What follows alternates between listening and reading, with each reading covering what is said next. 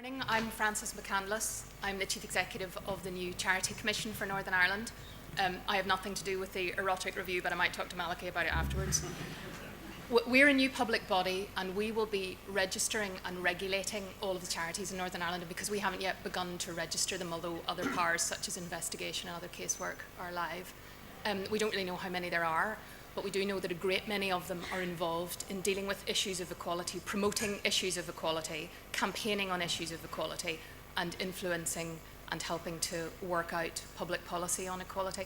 There might be 10,000 charities, there might be 15,000, we genuinely don't know yet, but what we will have eventually, and we hope to start registering next year when new amended legislation goes through the Assembly this year, we will have an online register which will be on our website, which will give information on each and every one of the charities in Northern Ireland, and it will give you information like where they're working, what their purposes are, and crucially who their target groups are. So you'll know for the first time ever how many charities out there are working with older people, how many charities out there are working with people with disabilities, how many charities out there are working with LGBT groups.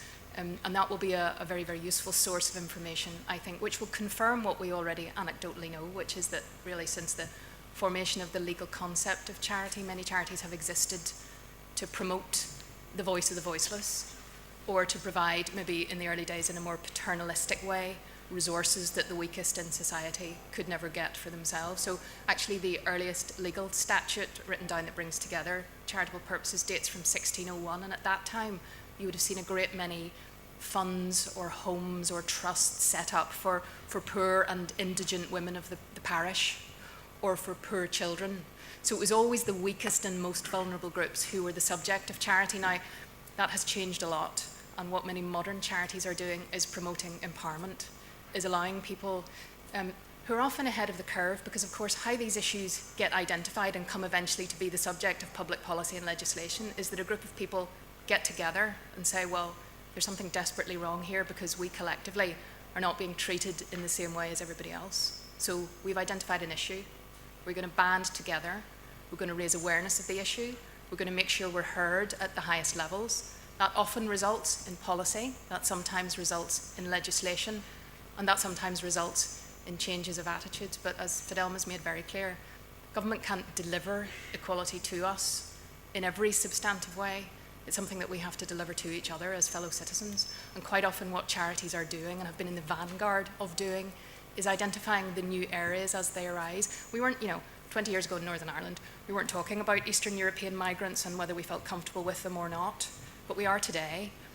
And charities are often out there right in front, identifying emerging issues of equality and inequality as they arise, giving people a voice. And as Fidelma also said, the crucial work that charities do, and have always done here, is paint a picture of what life looks like for those people. As Malachy said, what do people with schizophrenia think about Bruce Springsteen? It's humanising. What charities can do is show you the life stories, show you the life experiences, and give people a chance to articulate what it's actually like to live in the shoes that they live in.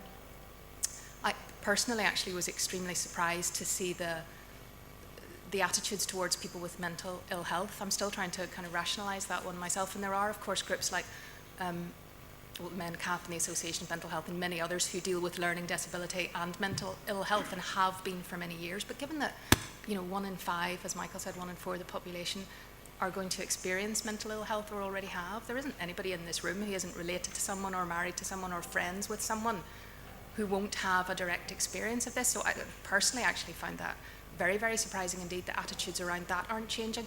So the role of charities is often to paint a picture of the fact that this is us. This is not axe-wielding maniacs that we're talking about when we talk about mental health.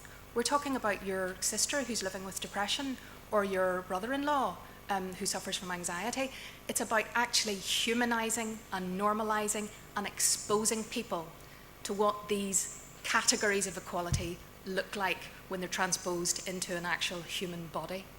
And that's a very valuable role of charities. It's one of the reasons why charities have always been protected and privileged in our society. We, as the new regulator, are there to ensure public trust in charities. So our job is very much to make sure that you, the public, can continue to trust in the important work that charities are doing. We'll look after the business end, if you like, so that you can get on with giving and donating and volunteering your time and helping charities to continue to raise the profile. And also, to continue to work at the governmental end and the policy end of this, because charities more and more have got in through doors into the corridors of power, to use the cliche, and been able to bring that experience into making good public policy and making good legislation, and then taking it back out onto the streets and helping to implement it. I suppose the final couple of things I would say is that I'm the chief executive of a new public body, and one of the things that we're very conscious of in setting up that public body, and we're about to in August submit our first equality scheme to the Equality Commission, is that we must deliver our services in a way that they are fair and equitable to everyone, and that we treat people equally, or that we go the extra mile to make sure that the way that we regulate charities and interact with the public does not disadvantage anyone, and we make that as easy and as understandable as possible. And the final thing, just a few thoughts on the section that Darren referred to, which is about what happens in a downturn. I mean, I think we all know that what happens when resources become scarce is not that they all start to flow to the weakest and most vulnerable. That's never what happens. And I think we've already seen a hardening of attitudes, and that cannot be unrelated to competition for resources. And I think that often in this situation, charities are left to pick up the pieces. Now, our sister commission in England and Wales has done research on this and shown that, for example, if you're a charity that relies on legacies, just look at the property market. Someone's left you their house in their will. Well, the money you're going to get from that today is not the money you were going to get from that 10 years ago. Charities sometimes have investments like everybody else. Those have fallen. Often government income has fallen. Evidence in Northern Ireland shows that public giving is holding up, but unfortunately we don't have comparative evidence yet to see how other kinds of income are doing.